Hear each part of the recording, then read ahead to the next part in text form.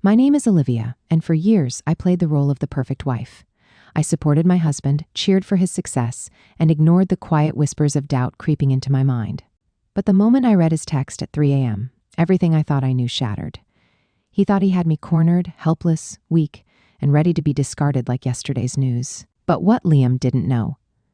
I had been preparing for this moment long before he ever made his first move. And this time, the game wasn't his to win. My hands trembled as I stared at the glowing screen, the cold blue light illuminating the message that shattered everything I thought I knew. We're done. I'm keeping the house. Move out by tomorrow. A single text, no explanation, no conversation, just a demand, as if I were nothing more than an inconvenience to be discarded. Any other woman might have felt their world crumble at that moment, overwhelmed by the sheer cruelty of being cast aside so carelessly, but not me. As I stood there in the dimly lit kitchen, the faint scent of vanilla and cinnamon still lingering in the air from the pastries I had been baking earlier, a strange sense of calm settled over me. I should have been devastated, maybe even furious, but instead, a slow smile formed on my lips. It wasn't the kind of smile that came from amusement, nor was it a smile of relief. No, this was something deeper, something colder. Because while Liam thought he had orchestrated the perfect betrayal, he had no idea that I had been preparing for this moment long before he ever made his first move. For years, I had played the role of the devoted wife, standing in the shadows while Liam basked in the spotlight of his high-powered law career. I had been the supportive partner, the one who picked up the dry cleaning, managed the household, and built a business from the ground up, all while he barely acknowledged my existence, unless it suited him. He had dismissed my bakery as nothing more than a hobby.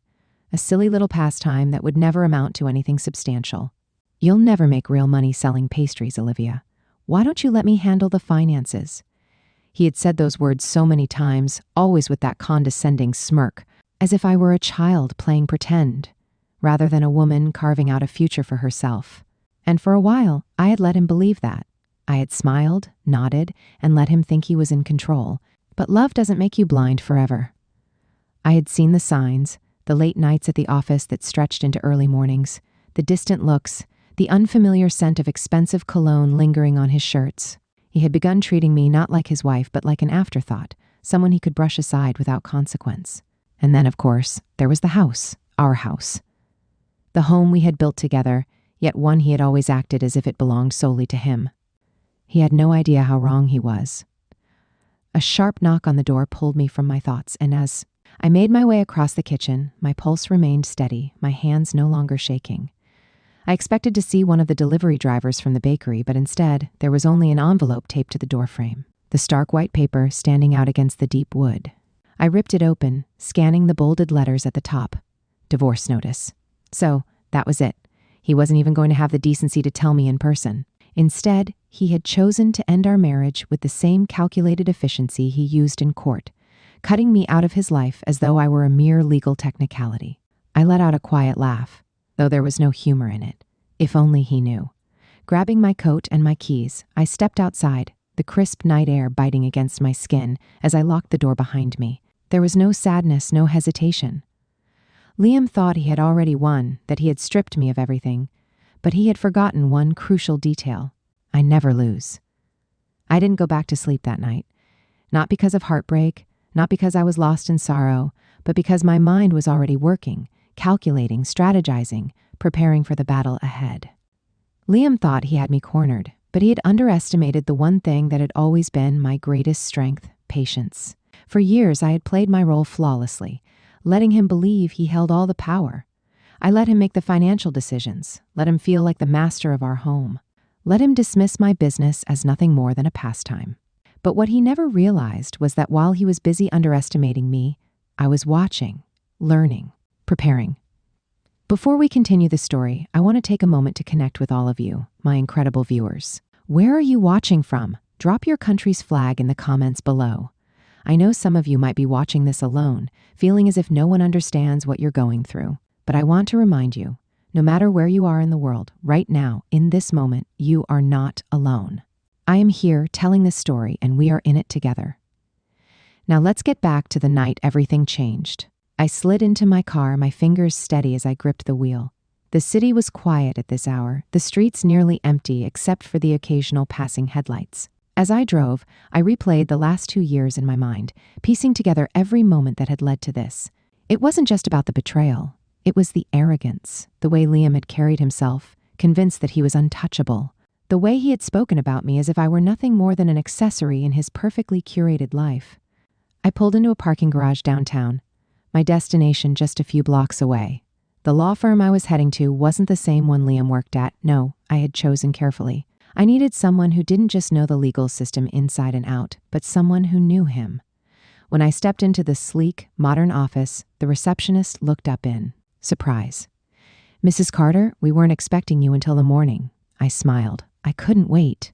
15 minutes later, I was sitting across from Daniel Whitmore, one of the sharpest divorce attorneys in the city. His reputation was built on winning battles no one thought could be won, and he had one particular advantage over any other lawyer I could have hired.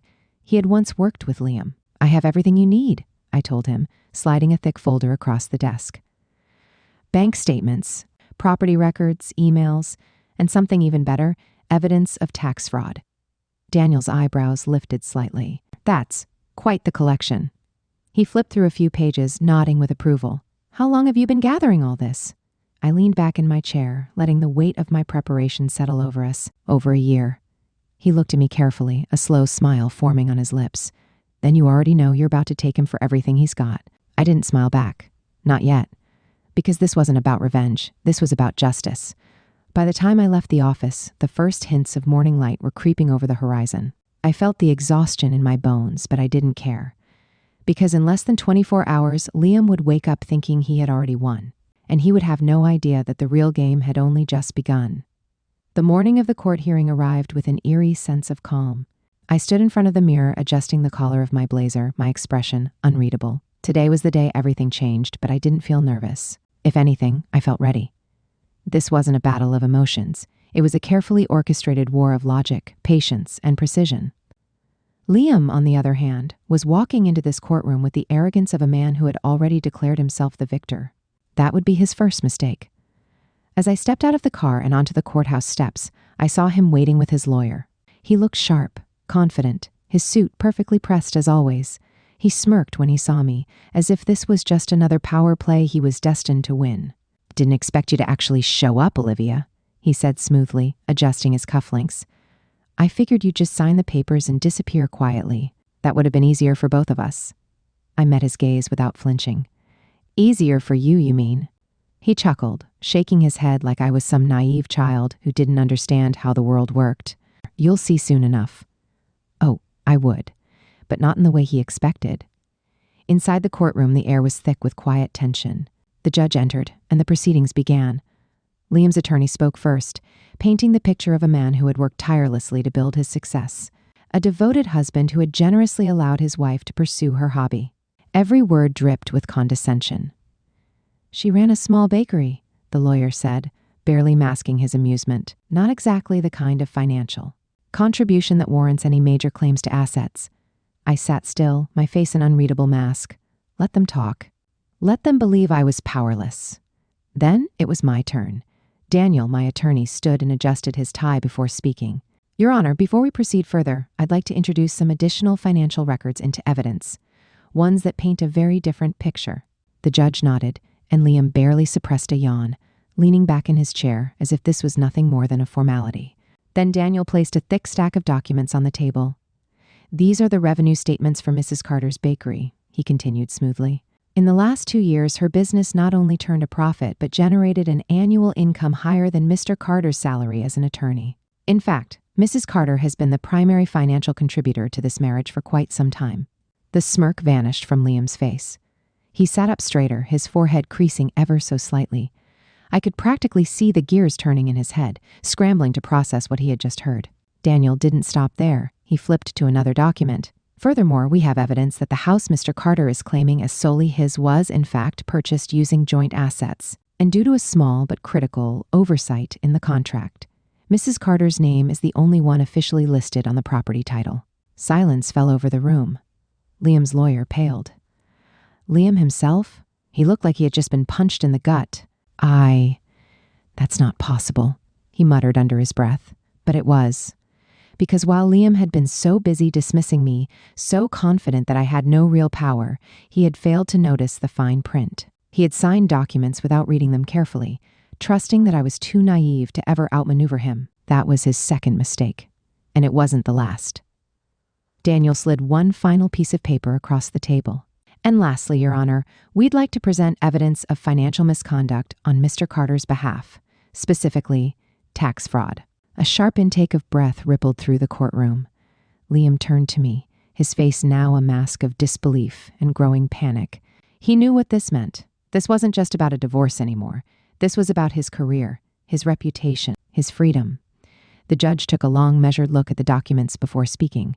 We'll need to launch a formal investigation into these claims. Until then, all marital assets will be frozen, and Mr. Carter will be required to vacate the property immediately.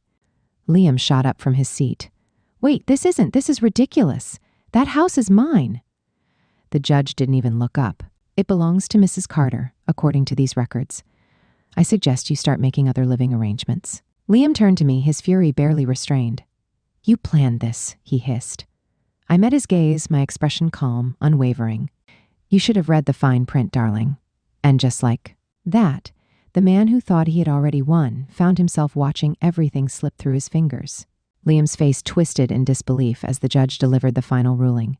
The weight of reality was crashing down on him, and for the first time in his life, he wasn't the one holding all the cards. He had walked into this courtroom expecting a swift victory, but now he was leaving with nothing. Not the house, not the assets, and not even the reputation he had so meticulously built.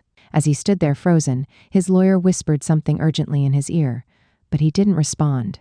His knuckles turned white as he gripped the edge of the table, his mind scrambling for a way to reverse his fate. But there was no way out. Not this time. I stood up calmly, smoothing out my blazer as I turned to leave.